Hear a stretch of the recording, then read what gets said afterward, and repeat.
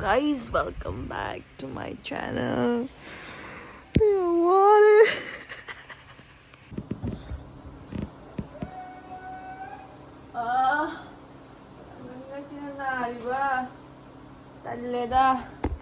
Hi guys, welcome back to my channel again. She tired of my how do you do it? I see tired of my phone. How do that? Tired of my Chak thongba ya di ba. Do guys, ay nga si na balay tuloy pa buti ka na she ramang buti ko ay oma ay si nasay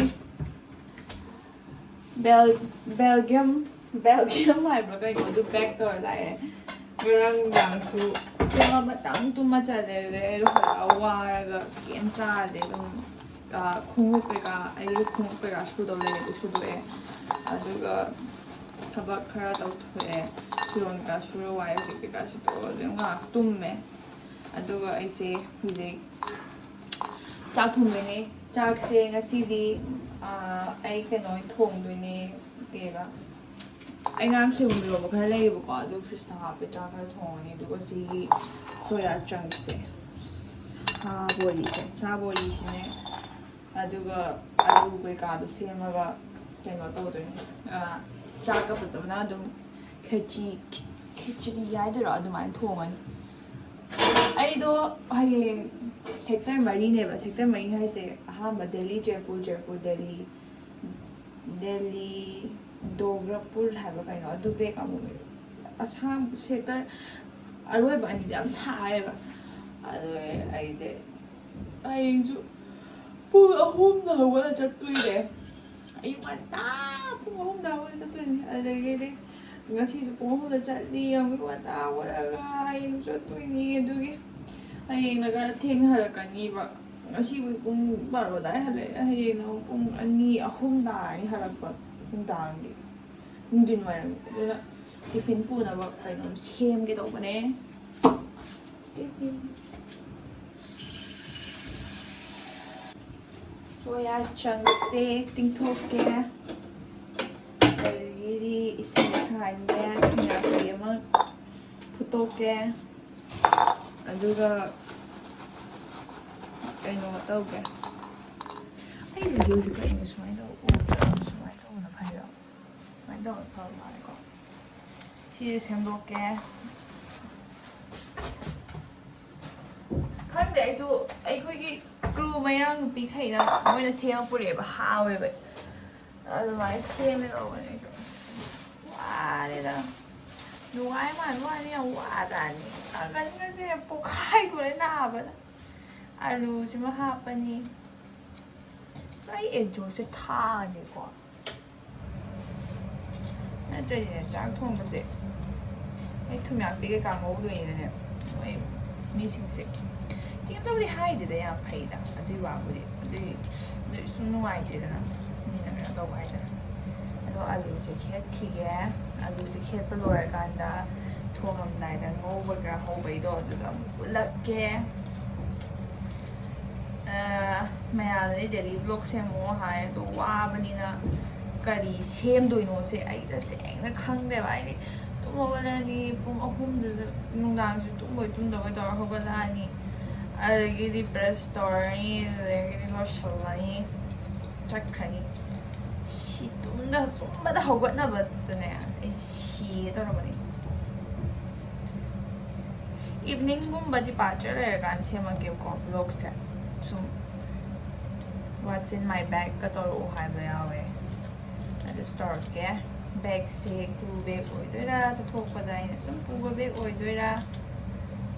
Để video xem sao nha. Em đi thùng nhạc đi xe tầm mai tao đuổi nó không để nó hết mà kỳ sạc ra đấy ai mà lại biết số giờ này nè cứ tua rồi nó chào chào lại đây tôi được không ăn cái gì ăn nà đấy phải không ai chỉ thôi đấy ai chỉ thôi ai cứ gặp tôi giờ những đây cũng ꯋꯦꯅ ꯂꯣꯏꯔꯕ ꯊꯕꯛꯁꯦ ꯇꯥꯟꯁꯦ ꯌꯥꯝ ꯅꯥꯜꯂꯦꯕ ꯑꯩ Hello, ꯑꯩꯒꯤ ꯆꯥꯛꯀꯤ ꯁꯦꯝꯕꯗꯣ ꯑꯗꯨꯒꯤ ꯇꯤꯜꯍꯧꯅꯤ ꯄꯩꯁꯥꯅ ꯄꯩꯁꯥ ꯄꯥꯏꯗꯕꯅꯦ ꯅꯥꯏꯀꯥꯁꯤꯅ ꯃꯔꯣꯜ ꯑꯃ ꯄꯨꯡꯇꯣꯟ ꯇꯣꯟꯁꯜꯂꯦ ꯁꯥꯎꯅꯤꯡꯕꯅꯀꯣ ꯏ ꯀꯥꯔꯛꯀꯅꯤ ꯂꯣꯏ ꯀꯛꯊꯠꯀꯅꯤ ꯄꯩꯁꯥꯁꯦ ꯄꯥꯏꯗꯦ ꯍꯥꯏꯔꯗꯤ ꯑꯦꯠꯁꯤꯡꯁꯤꯁꯨꯅꯦ ꯊꯣꯛꯂꯛꯑꯣꯏꯒꯦ ꯂꯩꯇꯦ ꯄꯩꯁꯥ ꯄꯥꯏꯗ꯭ꯔꯒꯅ ꯍꯦꯜꯂꯦꯕ ꯁꯤ ꯂꯩꯌꯨꯒ ꯁꯤ ꯇꯧꯔꯒ ꯁꯤ ꯑꯣꯔꯗꯔ ꯇꯧꯔꯒ ꯁꯤ ꯆꯥꯔꯨꯒ ꯀꯔꯤꯅꯣ ꯈꯪꯗꯦꯕ ꯁꯥꯎꯅꯤꯡꯕ ꯌꯥꯎꯁꯜꯂꯛꯑꯦꯕ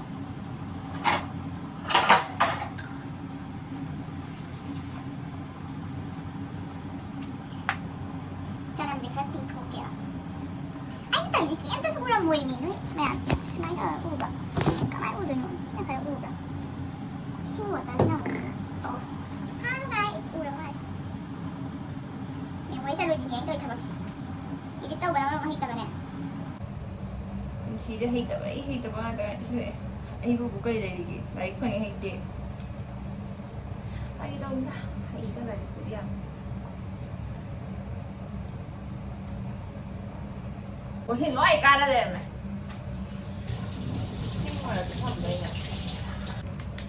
ꯁꯄ꯭ꯔꯤꯡ ꯑꯣꯅꯤꯌꯟꯅꯦ ꯃꯣꯏ ꯁꯄ꯭ꯔꯤꯡ ꯑꯣꯅꯤꯌꯟꯒꯁꯤꯗꯤ ꯁꯄ꯭ꯔꯤꯡ ꯑꯣꯅꯤꯌꯟ ꯑꯣꯏꯗ꯭ꯔꯦꯗ ꯀꯩꯅꯣꯝꯃ ꯑꯣꯏꯔꯦ ꯁꯤꯗꯤ ꯍꯅꯨꯕꯤ ꯁꯄ꯭ꯔꯤꯡ ꯑꯣꯅꯤꯌꯟ ꯍꯅꯨꯔꯦꯕ ꯑꯩ spring onion sini sing nih kok mẹ sing cái gì tặng khá em chắc khá bộ đi nó khô quá xí đấy mày em ấy chăm gì cô chăm gì nó không khẩn đi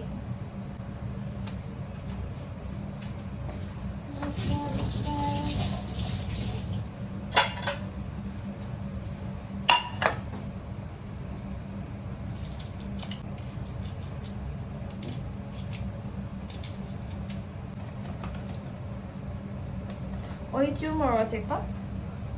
One.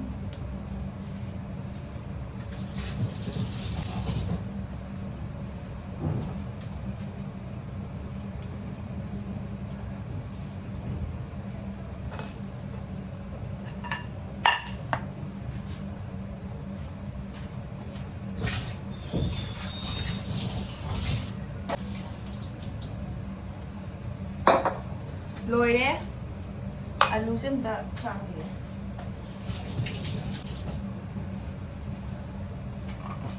I tried it a lot with that though cái mẹ đang tin cái đấy cho nó vừa ra rồi mà sai nhỉ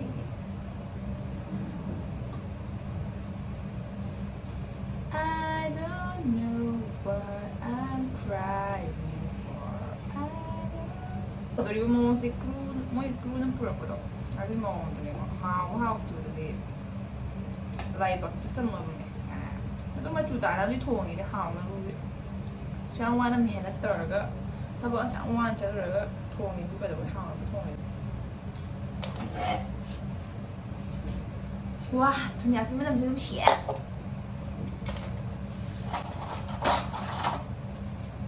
ตุ้ม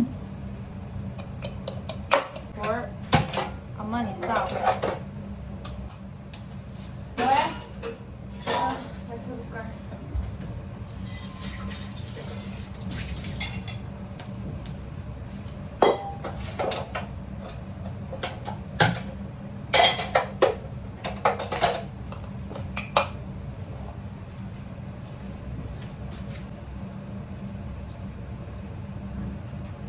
ที่ขาดก็วัตถุและใช่เริ่มจะตามเอามาตัดนี่ละ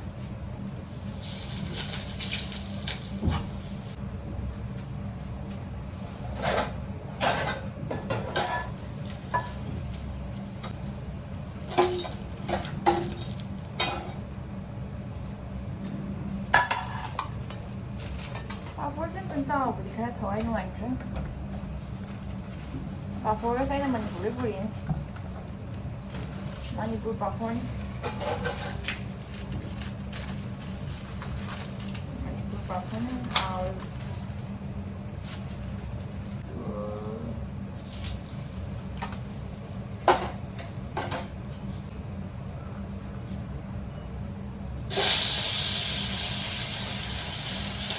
ꯃꯁꯇꯔꯗꯣ ꯀꯣꯟꯁꯦ ꯐꯦꯡꯗꯣꯛꯆꯔꯒꯦ.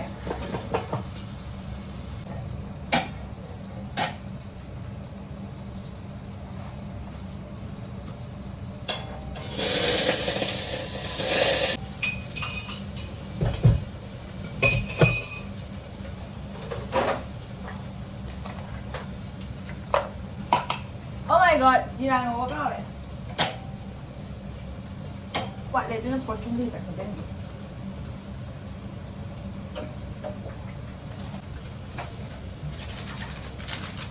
Macha.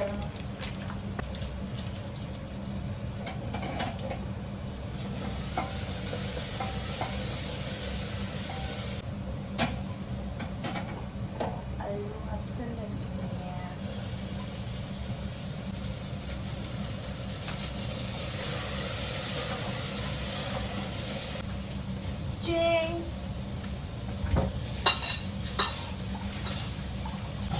Đây mày làm.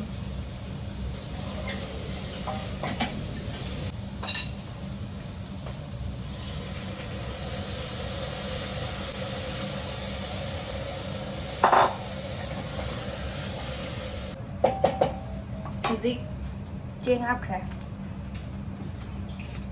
This is mineral water. Hꯧꯖꯤꯛꯇ ꯍꯥꯡꯖꯕꯅꯤ ꯃꯌꯥꯝ.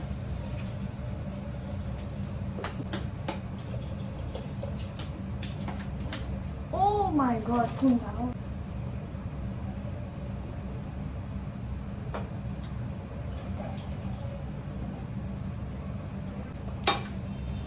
Hanggang 18 minutes ka sa akin.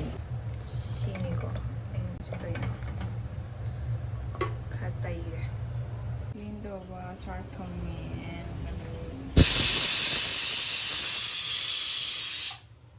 Rumba nga tawag pampurga kaya nga tunyaki. Ayuk ki changin chadus. Horing dang siya. Si sutare saksaram dagi ado saksabli uchara aroge ma'am. Bye bye. Hi guys. Ay saksablo dyan.